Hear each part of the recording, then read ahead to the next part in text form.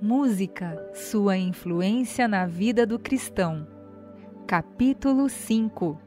Música mal utilizada. O Senhor revelou-me que haveria de ocorrer imediatamente antes da terminação da graça. Demonstrar-se-á tudo quanto é estranho. Haverá gritos com tambores, música e dança.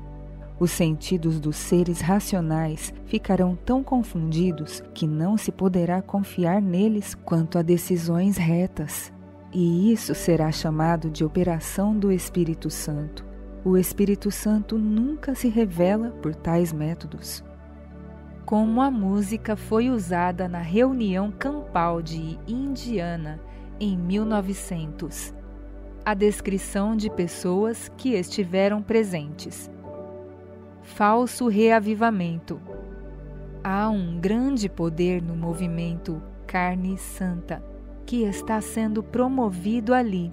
Maiores detalhes sobre o assunto podem ser encontrados em Mensagens Escolhidas, volume 2, páginas 31 a 39. Quase todos são por ele influenciados, se não usam de cautela e se sentam e ouvem com toda a atenção por causa da música que é executada na cerimônia. Eles possuem um órgão, um contrabaixo, 3 violinos, 2 flautas, 3 tamborins, 3 trompas e um grande tambor, e talvez outros instrumentos que eu não tenha mencionado. São tão treinados em sua linha musical como qualquer coro do Exército de Salvação. De fato, seu esforço de reavivamento é simplesmente uma cópia fiel do método utilizado pelo Exército de Salvação. E quando chegam a uma nota alta, fica impossível ouvir qualquer palavra da congregação em seu canto, nem ouvir outra coisa, a não ser grunhidos parecidos com os que são emitidos por deficientes mentais. Após um apelo convidando a ir à frente para orações, alguns líderes sempre vão à dianteira para influenciar outros a irem. E então começam a tocar os instrumentos musicais até que não se consegue nem ouvir os próprios pensamentos, e sob o excitamento desses ruídos, eles levam grande parte da congregação para frente em todas as ocasiões. Músicas dançantes com letra sagrada. Eles têm um grande bumbo, 2 tamborins, um contrabaixo, 2 pequenos violinos, uma flauta e 2 cornetas.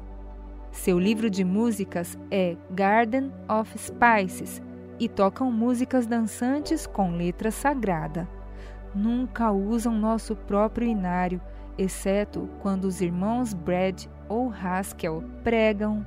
Então, eles iniciam e terminam com um hino do nosso inário, mas todos os outros hinos são do outro livro. Eles gritam: Amém, louvado seja o Senhor e glória a Deus, como acontece nos cultos do Exército de Salvação. Isso causa aflição. As doutrinas pregadas correspondem ao resto. O pobre rebanho está verdadeiramente confuso. Agitação e histeria. Eu assisti à reunião campal em setembro de 1900, que se realizou em Muncie, onde presenciei em primeira mão o excitamento fanático e as atividades daquelas pessoas. Havia numerosos grupos de indivíduos espalhados pelo acampamento, ocupados em discutir, e então, quando os fanáticos conduziram as reuniões em um grande pavilhão, envolveram-se em um alto grau de excitamento pelo uso de instrumentos musicais, tais como trompetes, flautas, instrumentos de corda, tamborins, um órgão e um grande tambor. Eles gritavam e cantavam suas canções até que se tornavam realmente histéricos. Muitas vezes, após essas reuniões matinais, ao se dirigirem para o refeitório, eu os via tremendo completamente, como se estivessem com convulsões. Os comentários de Ellen G. White. Voltará a acontecer em nome do Espírito Santo. O que você descreveu como tendo acontecido em Indiana, o Senhor revelou-me que haveria de ocorrer imediatamente antes da terminação da graça. Demonstrar-se-á tudo quanto é estranho. Haverá gritos com tambores, música e dança. Os sentidos dos seres racionais ficarão tão confundidos que não se poderá confiar neles quanto a decisões retas. E isso será chamado de operação do Espírito Santo. O Espírito Santo nunca se revela por tais métodos, em tal confusão e ruído.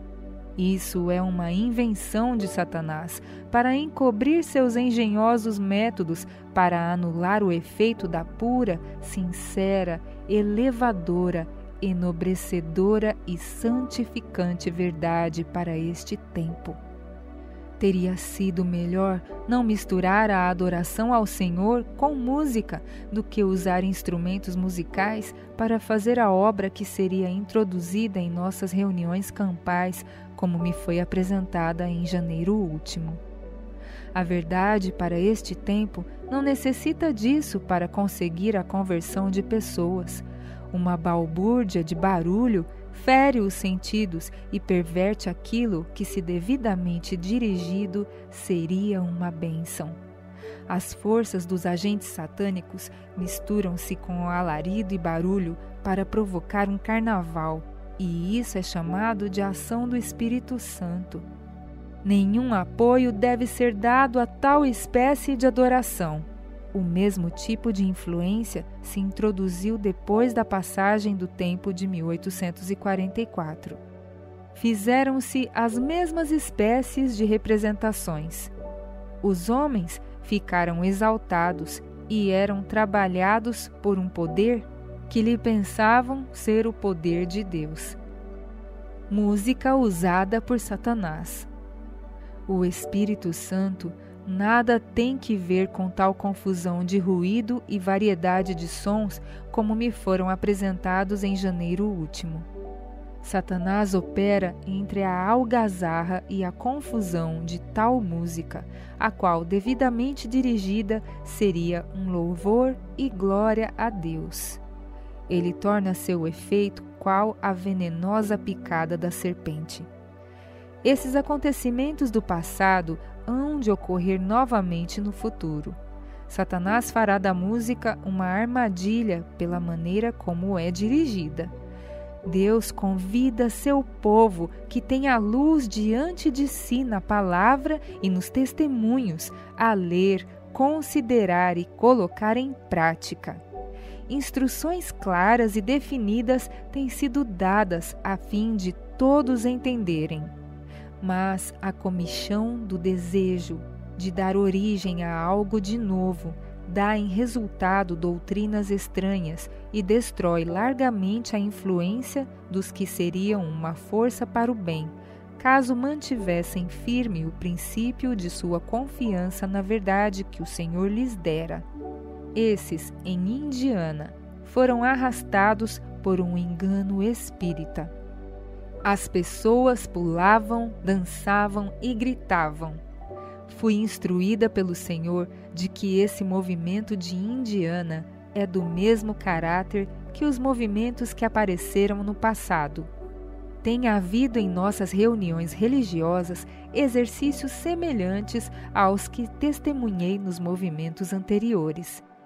Havia excitação com ruído e confusão. Não se podia distinguir uma coisa da outra. Alguns pareciam estar em visão e caíam por terra. Outros pulavam, dançavam e gritavam. A maneira de dirigir as reuniões em Indiana, com barulho e confusão, não as recomendam a pessoas cuidadosas e inteligentes. Nada existe nessas demonstrações que convençam o mundo de que possuímos a verdade. Mero ruído e gritos não são sinal de santificação ou da unção do Espírito Santo. As desenfreadas demonstrações só criam desagrado no espírito dos incrédulos. Quanto menos louvor de tais demonstrações, tanto melhor para os atores e para o povo em geral. Muitos movimentos dessa espécie surgirão neste tempo, quando a obra do Senhor deve ser mantida, elevada, pura, sem superstições e fábulas. Precisamos estar atentos, manter íntima ligação com Cristo, para não sermos enganados pelos ardis de Satanás. O Senhor deseja manter em seu serviço ordem e disciplina, não agitação e confusão. Não somos agora capazes de descrever detalhadamente as cenas a serem representadas em nosso mundo no futuro. Isso, porém, sabemos que estamos no tempo em que precisamos vigiar em oração, pois o grande dia do Senhor está às portas. Satanás está arregimentando suas forças. Necessitamos estar atentos a ser calmos para contemplar as verdades da revelação. A agitação não é favorável ao crescimento na graça, a genuína pureza e santificação do Espírito. Deus convida seu povo a andar com sobriedade e santa coerência. Todos devem ser muito cuidadosos para não representar mal e nem desonrar as santas doutrinas da verdade, mediante estranhas exibições por confusão e tumulto. Por essas coisas, os incrédulos são levados a pensar que os adventistas do sétimo dia são um bando de fanáticos. Cria-se assim preconceito que impede pessoas de receber a mensagem para este tempo. Quando os crentes falam a verdade tal como é em Jesus, revelam uma tranquilidade santa e sensata, não uma tempestade de confusão.